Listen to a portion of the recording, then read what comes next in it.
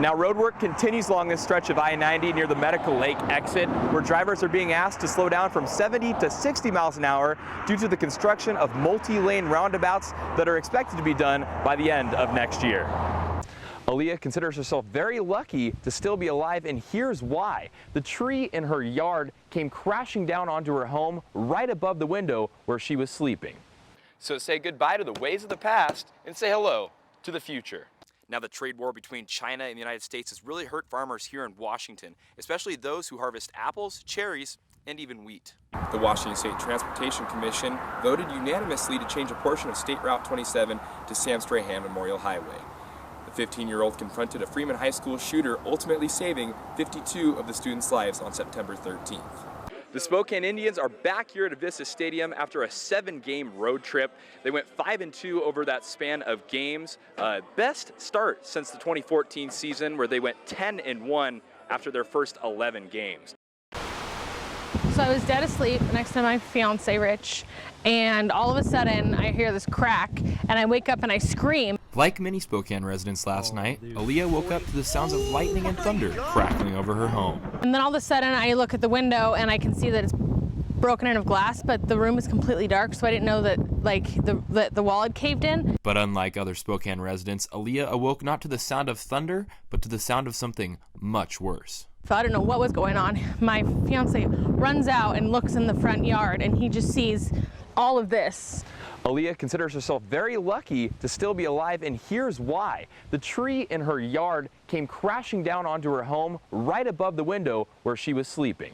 So literally, if the tree would have been 2 feet to the left, it would have hit directly on top of us.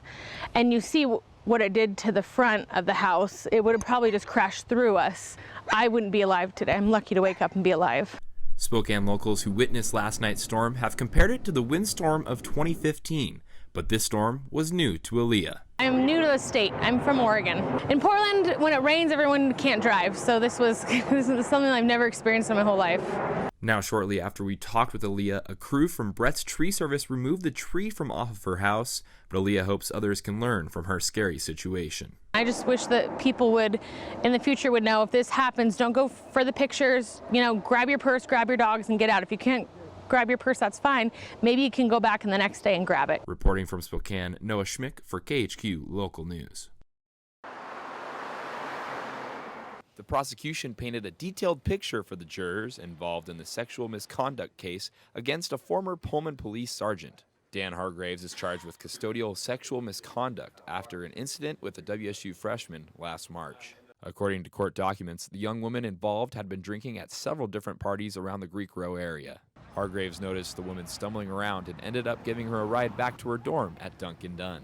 Then, just before 1 a.m., cell phone locations showed that the woman left her dorm for the 3rd time and was supposedly picked up by Officer Hargraves to be booked into jail. Court documents say she told Hargraves that she would do anything to not be arrested. That's when her cell phone location tracked her to Rainey Park. The woman and Hargraves allegedly engaged in a sexual act before she was dropped off at Rogers Hall, where her friends were waiting for her. Witnesses who took the stand on Wednesday and Thursday include the victim's friends and police officers who were on duty that night. The trial is expected to continue into next week with a DNA analyst and video evidence still to be presented. Noah Schmick for Murrow News Service. In the small town of Endicott, Washington, Tyler Chapman lowers the cover over this grain elevator after a long day in the summer sun. Chapman has operated this grain elevator for 4 years and says he loves talking with local farmers day in I love to do this. Eat, sleep, and breathe it. and day out. But Chapman also says he hears about all of the farmers' frustrations with the current wheat prices. It really is hurting the people because, this has been a local thing for years on end, and the whole operation system kind of just goes down, and people, when prices go down, people struggle. A big reason for the drop in wheat prices stems directly from the ongoing trade war between China and the United States. Recently, China announced a boycott of U.S. agricultural products, and as a result, selling prices dropped, worrying farmers around the nation. It definitely makes us a little worried because, if prices are going down, we're not making the money that we're supposed to, and people might get let go because they're not making enough money and you can't support those employees.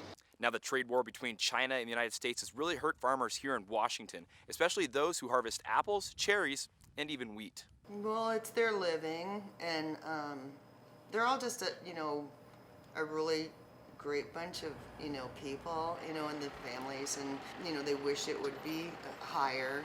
As for Chapman, he hopes the prices jump back up in order to ease the worries of local farmers. It all comes down to the farmers and at the end of the day and how they feel. Because if they're not being able to support their crops throughout the year, then they obviously aren't going to be able to afford to farm for the next year or, the year after that. Reporting in Endicott, Washington, Noah Schmick for Murrow News Service.